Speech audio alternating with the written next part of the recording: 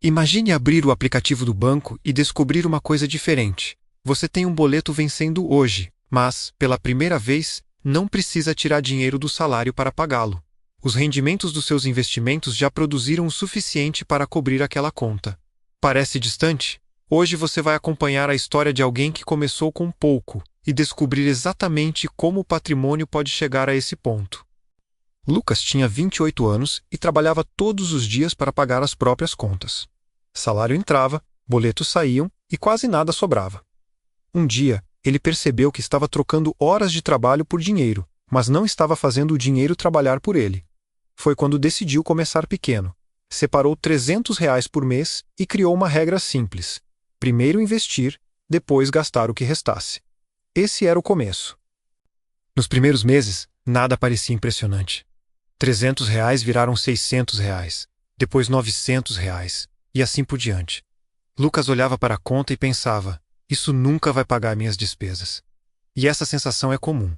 No começo, os aportes são muito maiores que os rendimentos. Mas existe uma diferença importante. Enquanto os aportes dependem do seu salário, os rendimentos podem continuar acontecendo sobre o patrimônio que já foi acumulado. E essa é a virada. Depois de alguns anos, Lucas chegou a R$ 100.000 investidos. Ele não ficou rico de repente. Foram meses de disciplina, aportes e tempo. Mas aquele número mudou sua percepção. Imagine, apenas como hipótese, uma carteira de R$ 100.000 rendendo 0,5% em determinado mês. Isso representaria cerca de R$ 500 antes de impostos e custos. Ainda não paga todas as contas, mas já começa a pagar uma pequena parte delas. E isso muda a perspectiva. Foi aí que Lucas criou uma nova meta: fazer os rendimentos pagarem o primeiro boleto. Não importava se era uma conta de R$ 100, R$ 200 ou R$ 500. O objetivo era simbólico: provar para si mesmo que seu patrimônio conseguia gerar dinheiro suficiente para bancar uma despesa. Essa mudança de mentalidade é poderosa.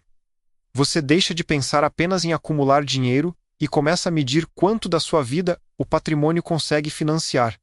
Esse é o primeiro passo. Agora vem uma conta importante. Suponha que uma pessoa tenha R$ 50.000 investidos e, em uma hipótese, obtenha 0,5% no mês. Isso equivaleria a aproximadamente R$ 250 de rendimento bruto naquele período. Se o boleto fosse de R$ 200, matematicamente o rendimento seria suficiente para cobri-lo naquele cenário. Mas atenção, rentabilidade varia, pode haver impostos e custos e nem todo investimento paga rendimento mensal. Por isso, planejamento é fundamental. Lucas entendeu outra coisa. Não existe um investimento mágico que garante um boleto pago todo mês. O resultado depende do patrimônio, da rentabilidade, dos impostos, dos custos e do comportamento do investimento. Por isso, falar em "meu investimento paga minha conta" só faz sentido quando usamos uma média ou um cenário planejado, e não como promessa. O objetivo é construir uma fonte complementar de renda com segurança e consciência. Então ele começou a acompanhar duas informações separadamente: quanto colocava do próprio bolso e quanto o patrimônio produzia. Em um mês, aportava R$ 500 e recebia R$ 250 de rendimento. No outro, o resultado podia ser diferente. Essa separação ensinou uma lição importante: aporte não é rendimento. O aporte é dinheiro novo entrando. O rendimento é o resultado gerado pelo capital investido. Essa diferença muda completamente a forma de enxergar o patrimônio. Com o tempo, Lucas percebeu que o patrimônio maior começava a fazer diferença. Se R$ 50.000 gerassem 0,5% em um determinado mês, seriam R$ 250. Com R$ 100.000, nas mesmas condições hipotéticas, seriam R$ 500. Com R$ 200.000, seriam R$ 1.000. A taxa é a mesma, mas o valor em reais aumenta porque a base é maior. É por isso que construir patrimônio é tão importante. O capital acumulado passa a participar cada vez mais do crescimento. Mas Lucas não começou a gastar os rendimentos imediatamente. Durante a fase de construção, decidiu reinvestir o que recebia. Essa escolha pode aumentar a força dos juros compostos, porque os rendimentos permanecem dentro da carteira e passam a fazer parte da base que pode gerar novos rendimentos. Não é uma fórmula para ganhar dinheiro rápido. É um processo de capitalização que precisa de tempo e disciplina para produzir efeitos relevantes. É isso que faz a diferença. Depois de anos, chegou o momento que ele imaginava. Um boleto de R$ 300 apareceu na tela do celular. Naquele mês, sua carteira havia gerado mais do que isso, considerando o cenário que ele vinha acompanhando. Lucas olhou para o salário, olhou para o investimento e tomou uma decisão simbólica: pagar aquela conta usando uma parte do dinheiro gerado pelo patrimônio. Pela primeira vez, uma despesa foi financiada pelo capital que ele construiu.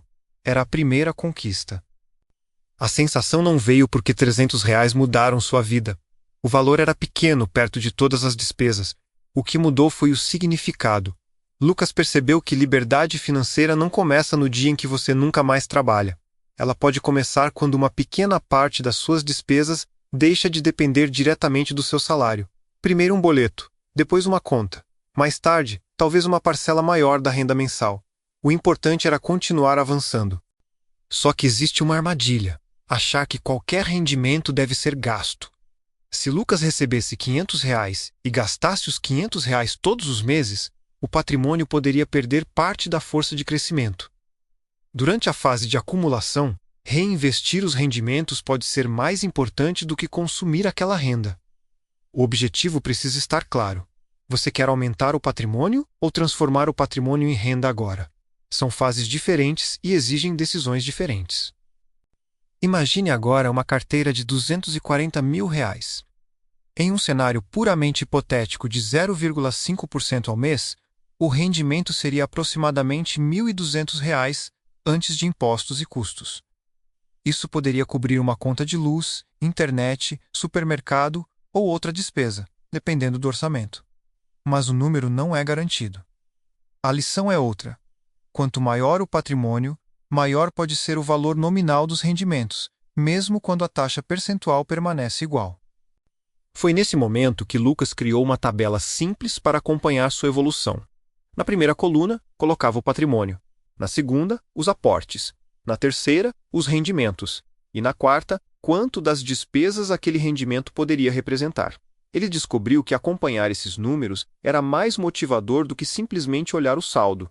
Cada novo marco mostrava uma pequena parte da vida financeira sendo financiada pelo próprio patrimônio, e isso dava um novo sentido aos investimentos.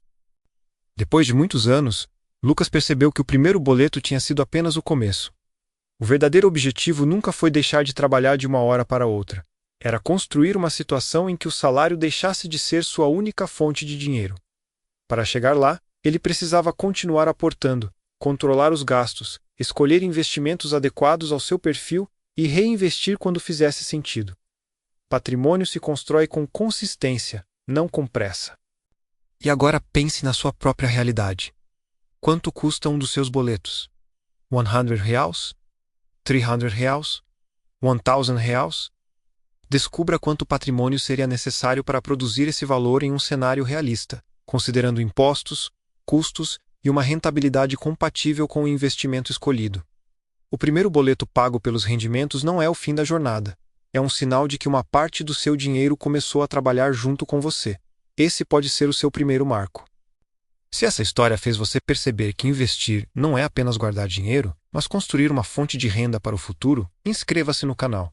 Aqui você vai aprender sobre investimentos, juros compostos, renda passiva, aportes e construção de patrimônio de forma simples e prática. E lembre, seu primeiro objetivo pode não ser viver de investimentos.